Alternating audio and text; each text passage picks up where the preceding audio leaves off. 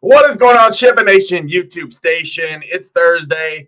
It's the first round of the players, and go F yourself. Justin Thomas, need you to grind for me tomorrow. Jason Day, another one, throw him in the water.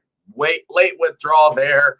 Didn't get that in. So, hey, nonetheless, my Thursday started off not so good with the Jason Day withdrawal news there, and Justin Thomas kind of having a terrible first round here. But, hey, he can bounce back. We got to have positive mojo. Hopefully he can bounce back and make that cut. He's sitting at +6 right now.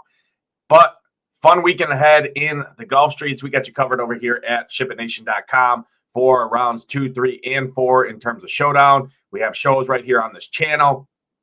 And we have content, slate plan, core plays, and projections and ownership updated throughout the tournament for that. So if you're in the Gulf Streets, check it out. If you got hit by the Jason Day withdrawal there, jump into the showdown streets, get some of that money back there.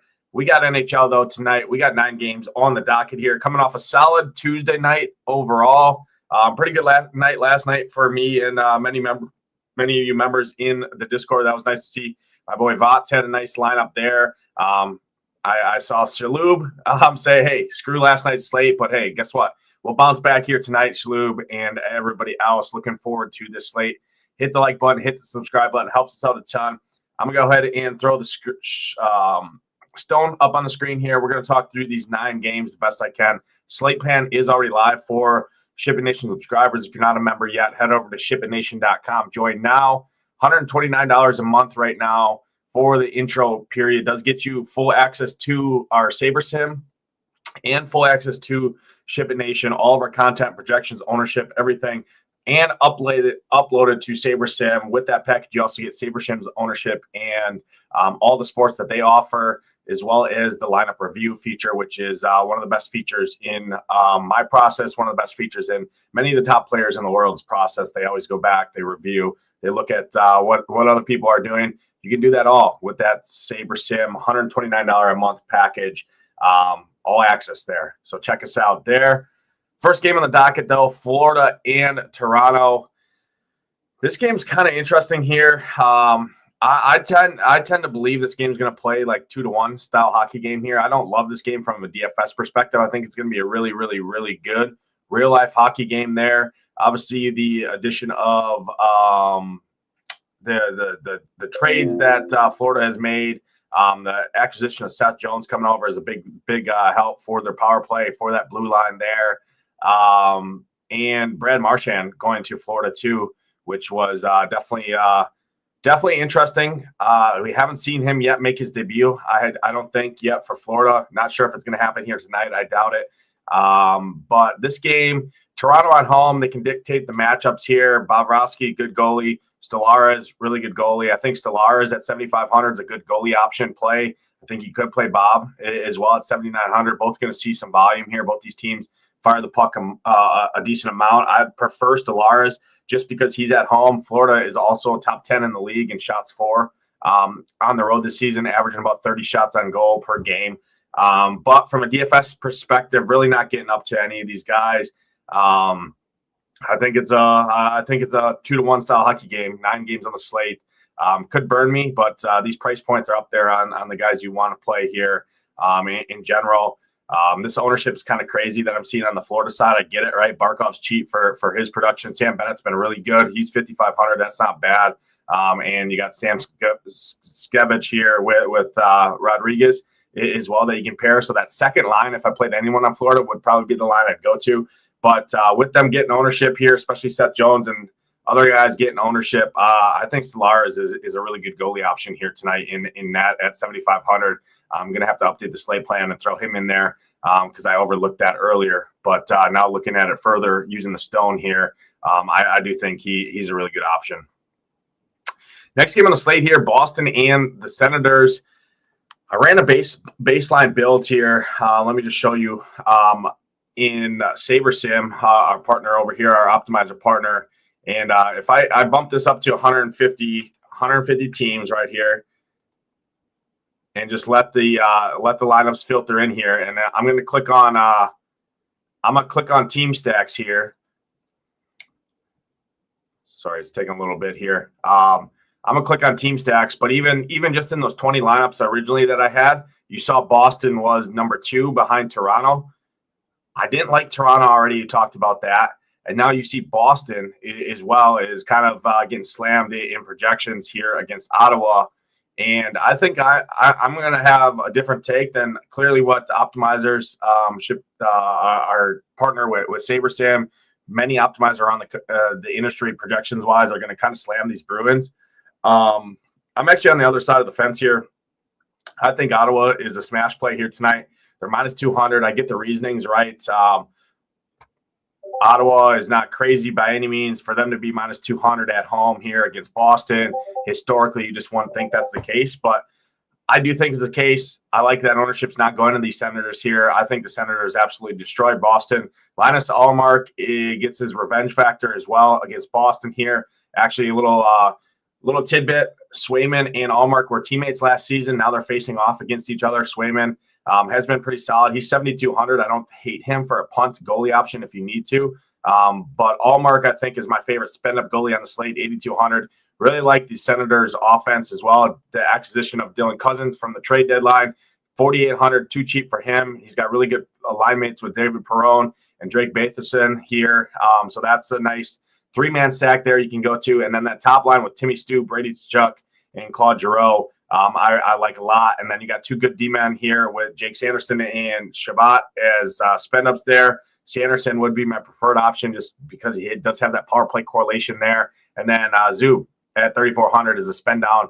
I think definitely makes some sense there. But I really like the spot for the Senators. Boston super leaky on the road, 21st in the league in expected goals against. They allow the 5th most shots on net per game. They have the 2nd worst penalty kill on the road this season as well. And Ottawa is top 5 in the league in power play. So I really, really want the power play correlation, power play stack here for the Senators because they draw the most penalties per game and Boston gives up the 2nd most penalties per game. So all things point to the Senators power play smash here. So Timmy Stu, Cousins, Brady Tkachuk, Bathbaum, and Sanderson are the 5 favorite guys there for the Senators. I think you can obviously pay Pinto if you need some salary savings. Ridley Greig is a good salary saver there. You get a little correlation there. And then Perron, Claude Giroux are good options as well. So really like the Senators side. On the Bruins side, I think they're cheap. I think they're fine. Casey Middlestad at 3,100 is a really good value, in my opinion here. Don't like his line mates, but as a one-off there, if you need to save, value's been pretty horrendous as of late there. Pasta is fine. Geeky's fine. Zacha's fine. Lindholm's fine. But again, my interest is definitely on the Senator side. I will say probably my favorite play from the Boston side is going to be Mason Lowery here. 4,300. Going to play around 20 minutes. I think he's a good option. Really talented D-man there.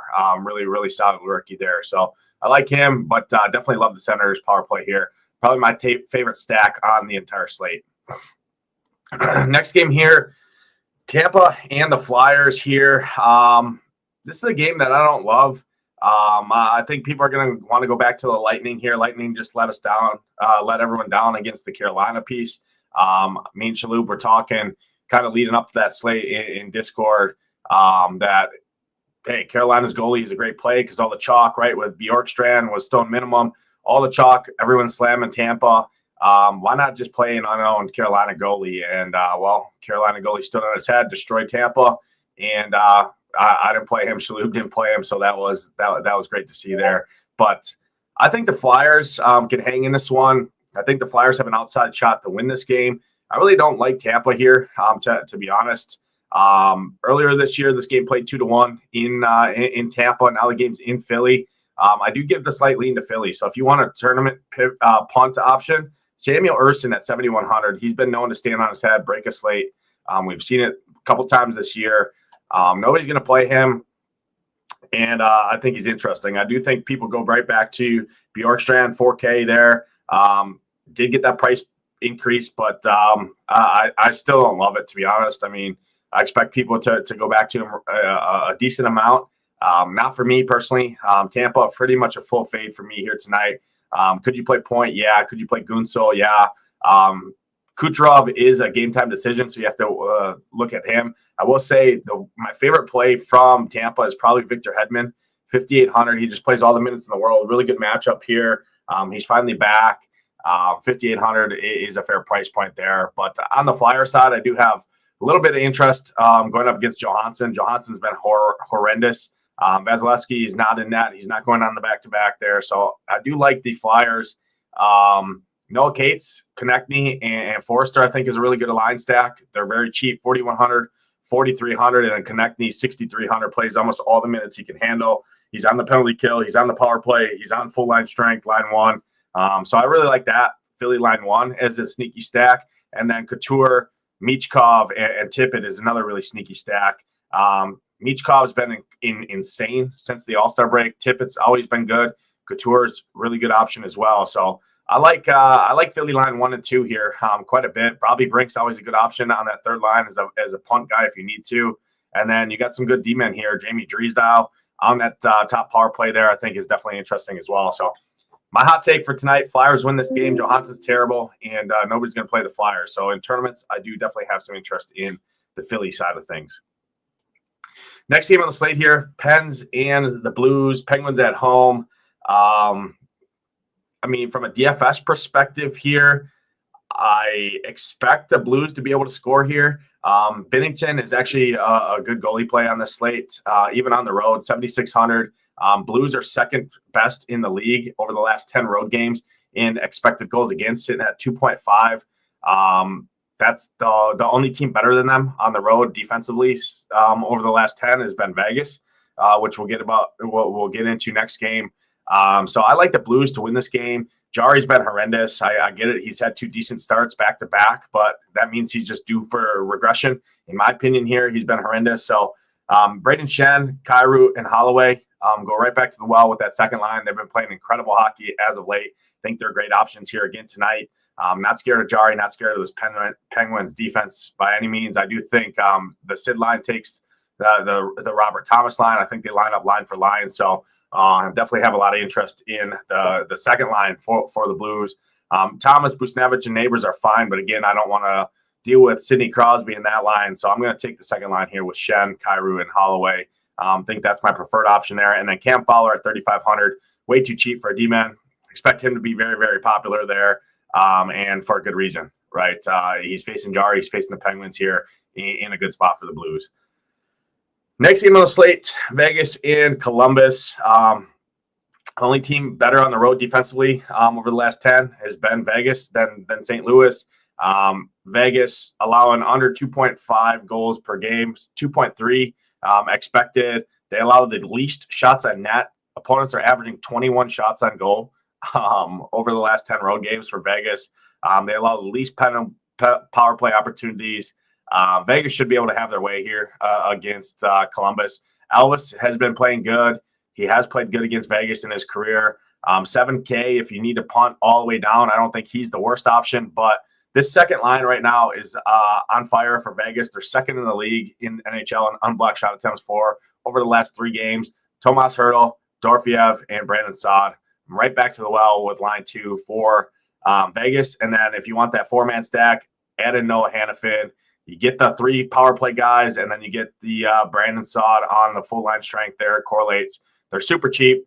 Vegas line 2 with Hannafin is probably one of my favorite stacks of the night here against Columbus. I get it.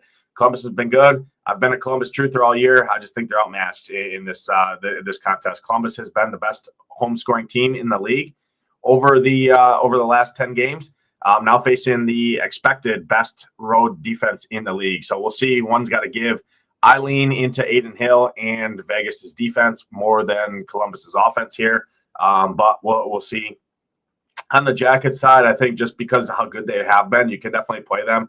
I don't love it. The guy got stifled last game as well. Fantilli, Boone Jenner, Marchenko, Kent Johnson, Vornikov are kind of the guys I would look at there. Wierenski, obviously, is a spend-up D-man. Great option there.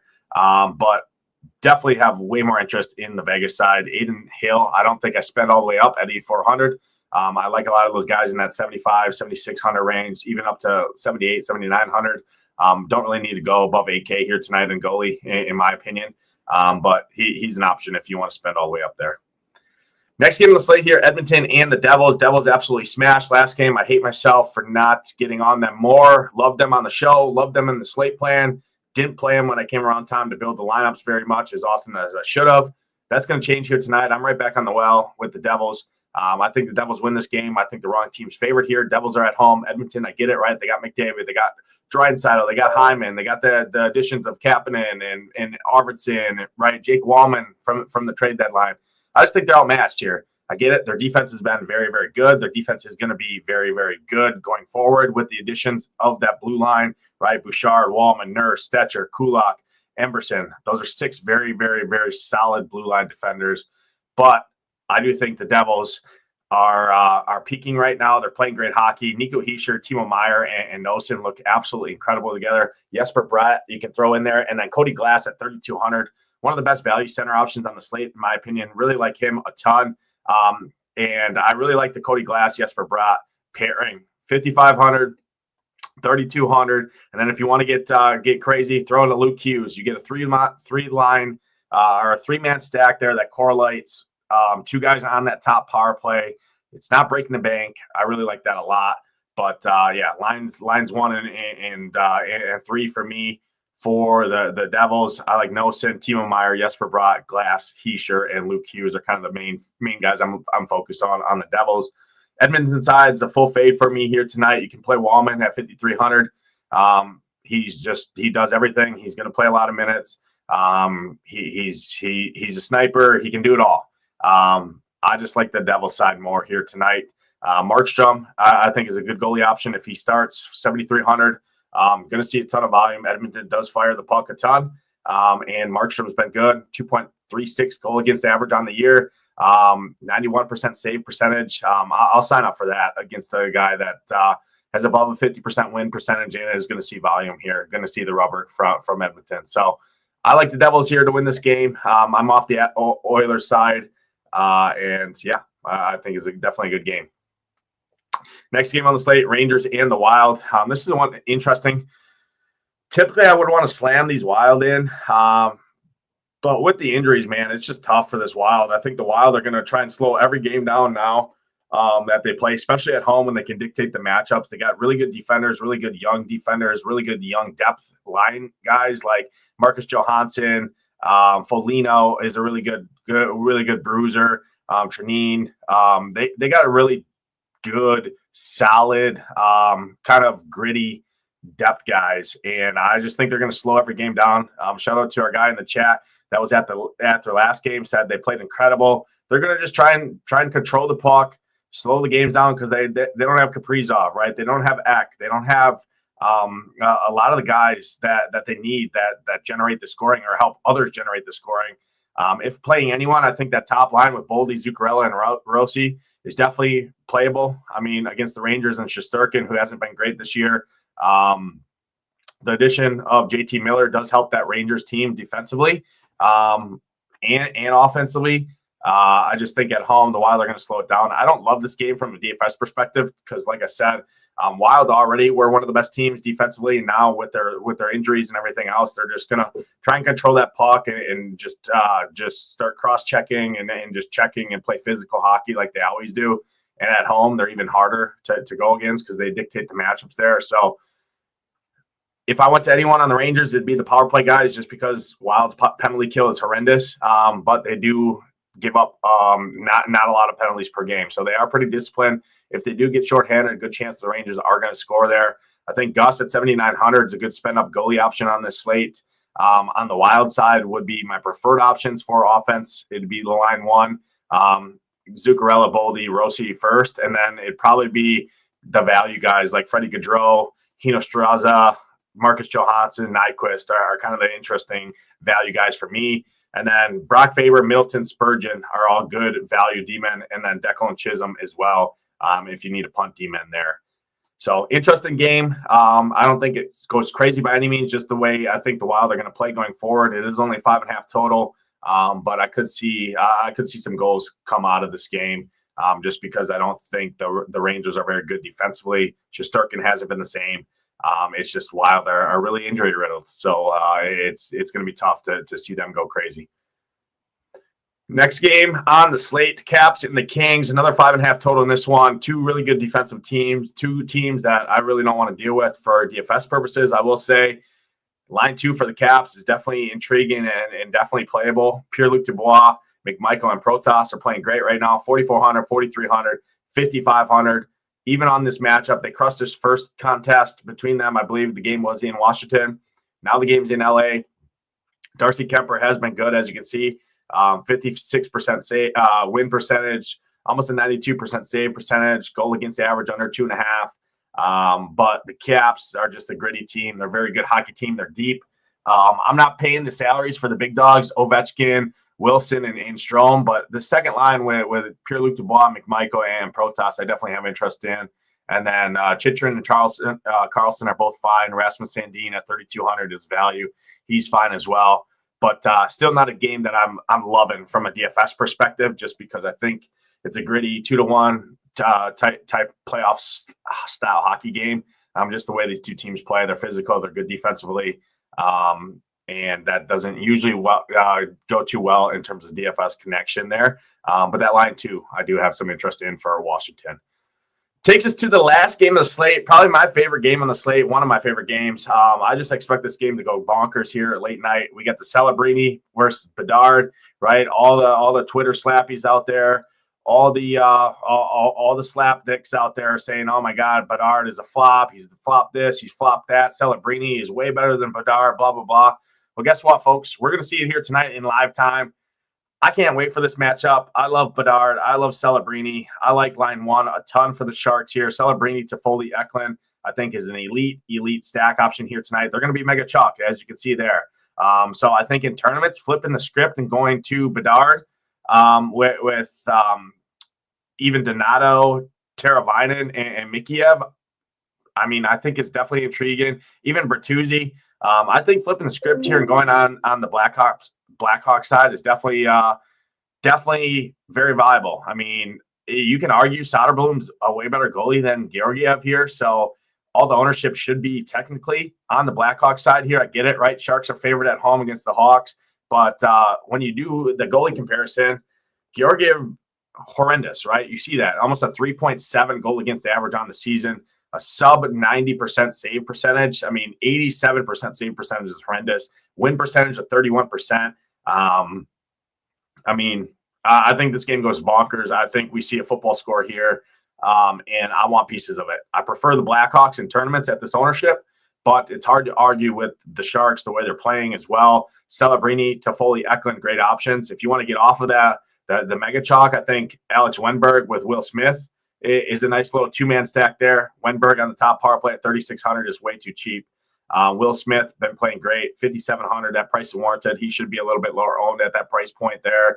But anyway you shape it up, I love this game. Love both sides. Sharks are going to be lower owned, or not Sharks. The Blackhawks are going to be lower owned. Excuse me. But really like this game from DFS. On the Blackhawks side, I mean, Martinez, Murphy, Vlasic, really good D-man options there. Even Wyatt Kaiser, I think, is fine.